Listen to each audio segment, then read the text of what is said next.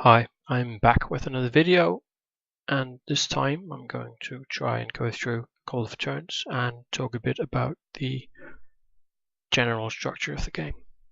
So let's start up a game. You might notice that this is new compared to last time. I've added a quick start, so if you don't want to do all these very detailed settings, you can just dive right into the game. So let's do that. You still have to choose a wizard, so we'll go with the crusader. We can see here that each kind of wizard we choose has a bunch of traits. These will affect various game mechanics throughout the game, and it has some starting research, which is available to all wizards, but it gives a kind of head start in a certain direction. So let's choose the crusader, and we also choose a sigil. Let's go with this nice bone chain and a dark background.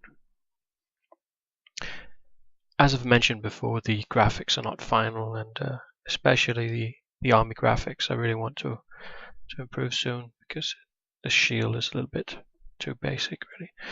Right, so this is our first turn. The game is a turn-based strategy game, so nothing is in real time. We start out as a wizard with a wizard tower and an army. If we go down here, we can inspect our army. So it's a pretty big army actually compared to what's normally generated. We have 3 units of bear folk, and not really. See there, they have one of the units has a primitive bow, and the others have spear shields. So yeah, that's a good starting army, but it's not knights, something like that with heavy armor or advanced stuff. We also have our wizard tower. Let's take a look at that. We can't upgrade it yet because we need some expansions, which is what we build in these slots. And what is available depends on our research. And since we had some initial research, we have some stuff available from the beginning. We're not going to do that because as you see up here, we only have 5 gold, 5 mana to start out with, and that's not a lot. So we just put our workers to work.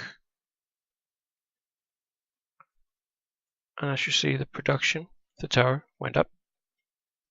So we'll just leave them working and try to get a nice base of resources to get us started. Meanwhile, we will send our army to explore. So we right click, move it around, so it's out of movement points. I can't do anything more this turn. The last resource we have available is our followers, and we can find them up here. We have quite a lot actually. How many you start with depends on what kind of wizard you choose. And right now they're just all idling in the tower, so we want them to actually do something. We can also set one of them as a favorite follower. That will give them a bit more experience, and when they level up we can choose what traits they gain instead of having it auto-generated. So let's go with this Bearfolk Warrior. Make it favorite. And just take a look around. We have a neighboring little village down here. Take a look at that one. It is an orcish village. So let's send an emissary down there. That's going to improve our diplomatic relations, and eventually we might even be able to annex them. So send an orcish elder. That seems like a good choice. Has the traits logistics, mentor, and fickle. Normally it would actually be a good idea to have a mentor or do something with other followers, because it gives them an experience bonus. But since this follower is only level 1, it's not really going to help much. So let's just send her as an emissary. Let's take a look at the notables in the city. We have the ruler, Chief Boric, it's a beastmaster, and we have a bunch of other orcs just hanging around. And then we can see that their culture, they belong to the Dawncall Orc tribe. Apart from this one, it says Stormcloud Orc. That's our emissary, actually. all the cultures in the world and everything, as I've mentioned, they're randomly generated, and we can go into the encyclopedia and look them up. So we can see the Stormcloud Orcs. They have these traits. The barbarian tribal culture, and what were the other orcs? The Dawn Call orcs. Yeah. So there are some differences between these, and they have different units and stuff. Both evil races, of course. Not of course, orcs can be neutral or even good. It's just a bit more rare. These little M icons represent the natural resources, where we can, if we build a mine or something like that, we'll gain iron ore, coal, whatever's there. And this is a fortress. The rest of the followers, let's have them do something as well. So prospector here. Search the province, that can locate dungeons, stuff like that. Centaur, search. Shaman, search. And the last, we just have this one, explore. It's gonna explore like we did with our army, and let's just walk all over the map, and yeah. And finally, we need to select some research. Let's go with minor chaos magic. Yeah. Next turn, so it's turn 2. We have some more gold and influence and mana, stuff like that. Oh, here's another city, village. What have we got here? It's ogres, the Wintermonger ogre tribe. These are workers. Let's take a look at our followers. They're all doing something like we wanted to. We don't want to attack this city right now because we'll probably just lose. Can't see how many defenders there are, but diplomacy. Yeah. They want us to send an emissary. Let's do that then.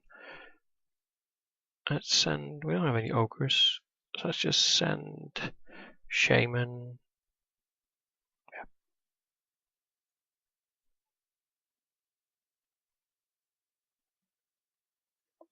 Can we just move along a bit? Our research is done. We need to choose new research. Some of these will give spells, some of them will unlock new units, like this one will give nymphs, and some of them will allow us to create magical items for followers. Mana nodes are special. We'll reveal mana nodes on the map that we can take control of and give us more mana, which is pretty useful as a wizard.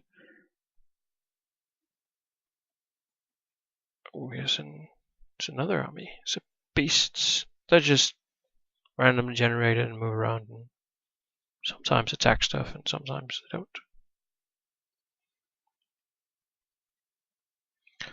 Right, yeah. One of our explorers ran out of supplies, needs to go back. Diplomacy, yeah, they're really happy that we send an emissary and we got some more influence. And down here we have, that's what our intrepid explorer is finding. Yeah. So it's just a short kind of a few turns, a bit of gameplay, and hopefully gave you a brief glimpse of what this game's about. As I've mentioned, it's an alpha, so the graphics are going to change, the mechanics are going to be expanded. Right now, combat is auto-resolved. There's going to be a bit more interactive combat.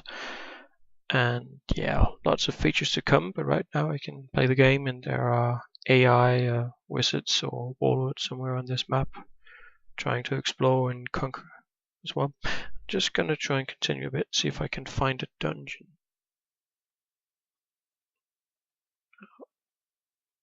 I found some mana nodes because I finished that research, but I would really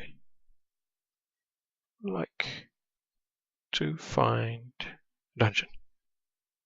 I haven't had much luck yet. What do we have down here? Some volunteers in this city, and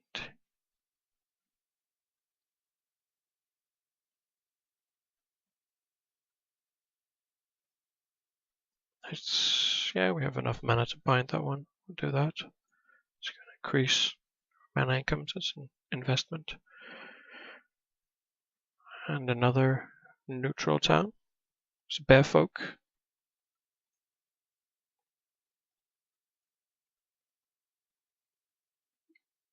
Let's go and take a look at our resources. We only have lumber and food right now. If we want other resources, we have to build various stuff. Yeah, we could say